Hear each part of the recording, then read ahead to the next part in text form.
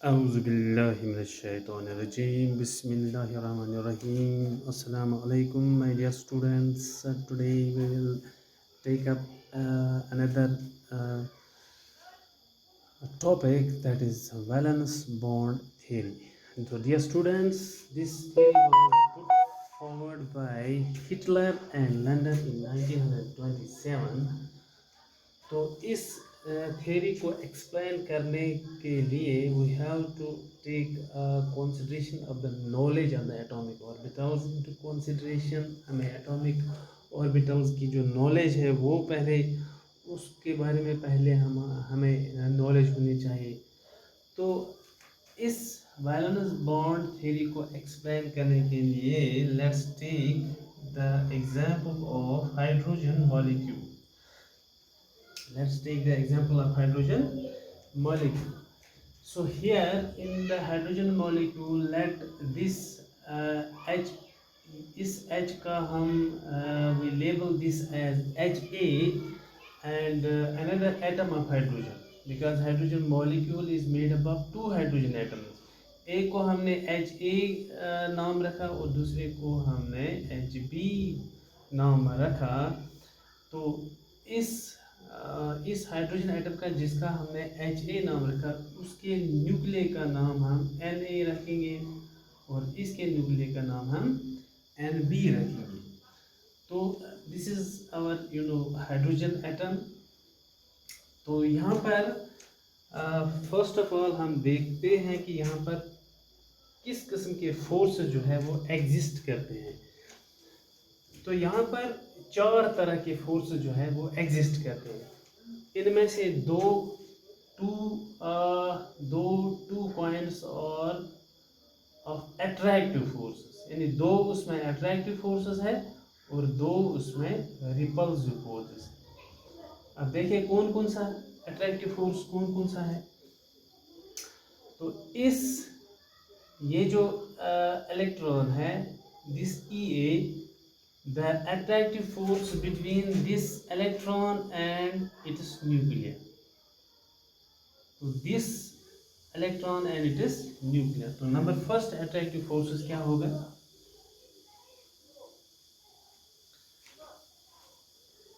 Nucleus of one atom,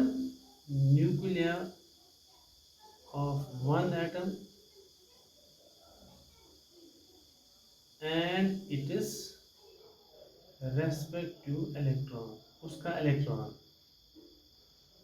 यानी हमें Na और Ea एंड Nb Eb, ये first attractive force.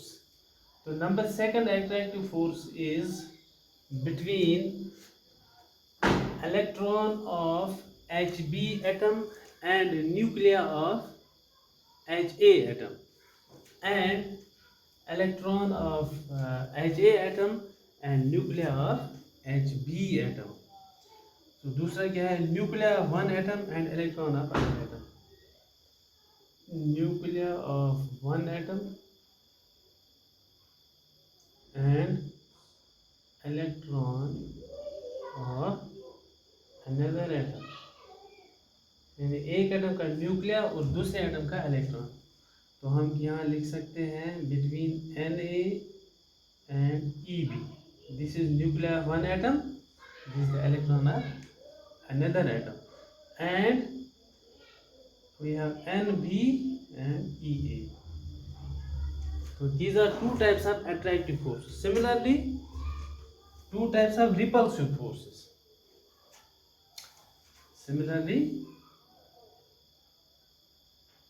Two types of repulsive forces, दो तरह के रिपल्सिव फोर्सेस जो है वो एग्जिस्ट करते हैं यहाँ पर।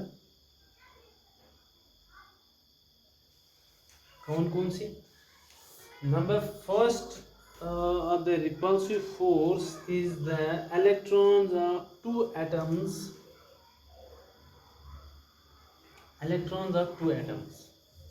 Number first repulsive force, electrons of two atoms. दो एटम्स के जो इलेक्ट्रॉन्स के दरमियान जो फोर्स होगा वो रिपल्सिव फोर्स होगा, यानी between E A and E B. और nuclei of two atoms, and we have nuclei of two atoms. Number second is nuclei of two atoms, यानी Na and Nb। तो यहाँ पर हम रिपीट करेंगे। तो वैलेंस बॉन्ड थ्योरी को सबसे पहले हिटलर एंड लंदन ने 1927 में प्रपोज किया। तो इसको अंडरस्टैंड करने के लिए we should have the knowledge of atomic orbital. To explain valence bond theory, we take the example of hydrogen molecule. तो इस hydrogen molecule में let one atom be labeled as Ha and another atom be labeled as Hb. तो उस Ha atom के nuclear का हम नाम रखेंगे Na, और उसका जो इलेक्ट्रॉन है जो शेल में है उसको हम Eb नाम रखेंगे। इसी तरह दूसरे एटम का हम Nb और Eb नाम रखेंगे। तो इस मॉलिक्यूल में जब ये मॉलिक्यूल बनने जा रहा है, there are 4 types of forces which exist. इनमें से 2 attractive forces and 2 are repulsive forces.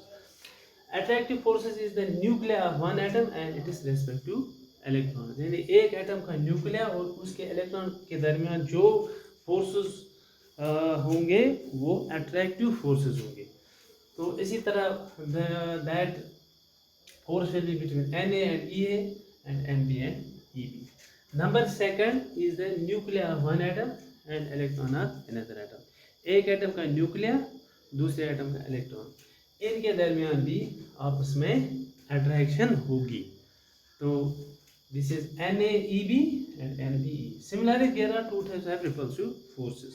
2 तरह के repulsive forces एग्जिस्ट करते हैं, यानी इलेक्ट्रॉन्स ऑफ 2 एटम्स, 2 एटम्स के इलेक्ट्रॉन आपस में रिपल करते हैं, ये इलेक्ट्रॉन और ये electron. And 2 types of nuclear, ये न्यूक्लियर और ये न्यूक्लियर, ये भी आपस में क्या करते हैं, रिपल करते हैं। तो there are 4 types of forces.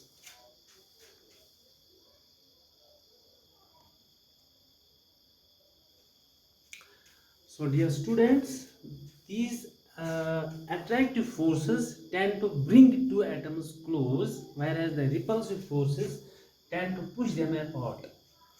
तो experimentally ये देखा गया, experimentally it has been found that magnitude of attractive forces,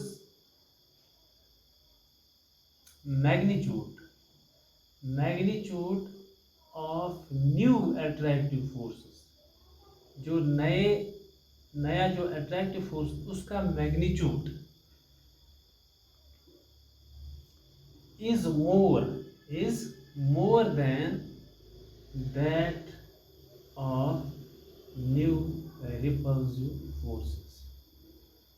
तो ये जो अट्रैक्टिव फोर्सेस का जो मैग्नीट्यूड है, ये एक्सपेरिमेंटली देखा गया कि इसका मैग्नीट्यूड रिपल्सिव फोर्सेस से ज़्यादा होता है। तो इससे क्या होगा, इससे ये होगा कि ये जो 2 एटम्स जो है they approach each other, resulting in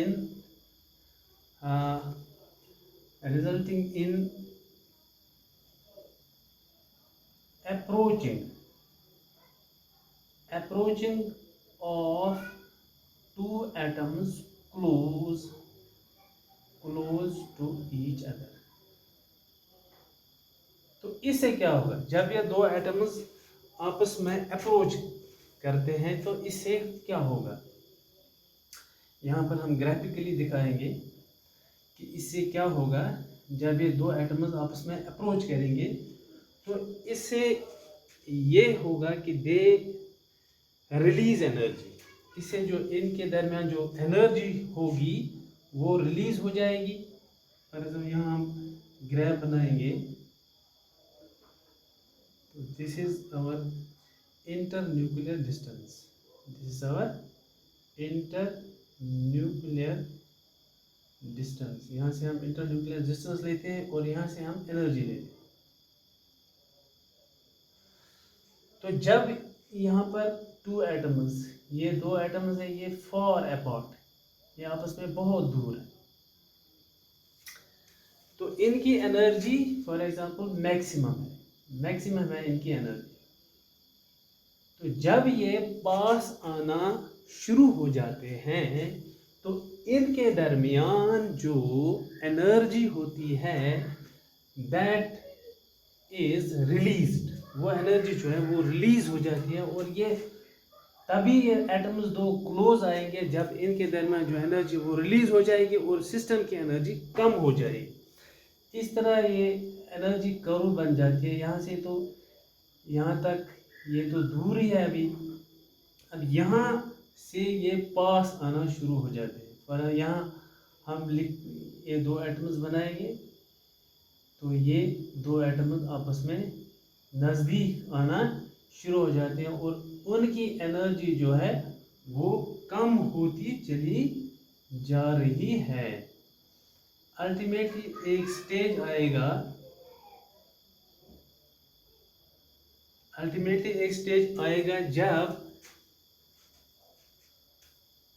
जब क्या होगा, जब magnitude of attractive and repulsive forces balance each other.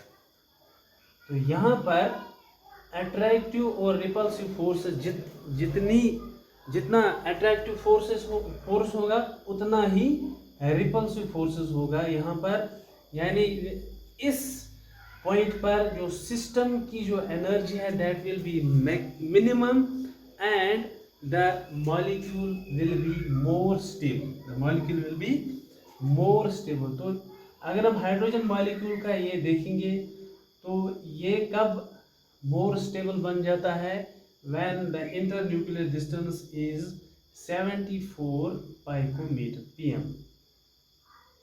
तो उसके बाद रिपल्सिव फोर्स जो है ज़्यादा हो जाते हैं, यानी यहाँ तक अट्रैक्टिव फोर्स जो थे वो ज़्यादा थे। तो with the result the two atoms approach each other. तो जब ये अप्रोच होना शुरू हो जाते हैं तो ultimately a stage is reached when the attractive forces balance the repulsive force. जब अट्रैक्टिव फोर्स और रिपल्सिव फोर्स आपस में बैलेंस हो जाती है और यहाँ पर हमारा मैक्सिमम ओवरलैपिंग हो जाती है दो एटम्स की मैक्सिमम। ये एक एटम है and this is another atom, तो इनकी ओवरलैपिंग यहाँ हो जाती है और हमारा H2 मॉलिक्यूल यहाँ बन जाता है। H2 मॉलिक्यूल इस एनर्जी पर, यानी इस एनर्जी पर हमारा क्या बन जाता है, हमारा H2 मॉलिक्यूल इस एनर्जी पर बन जाता है। तो उसके बाद रिपल्सिव फोर्सेस इंक्रीज होना शुरू हो जाते हैं।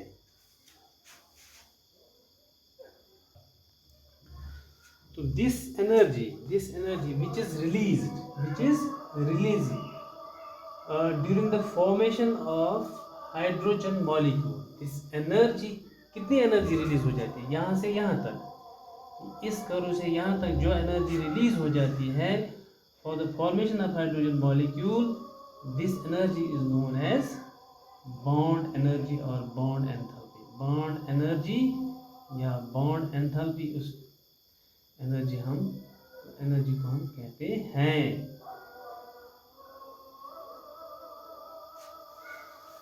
So I think this is enough for today, dear students. We will meet tomorrow again. Till then, have a nice day.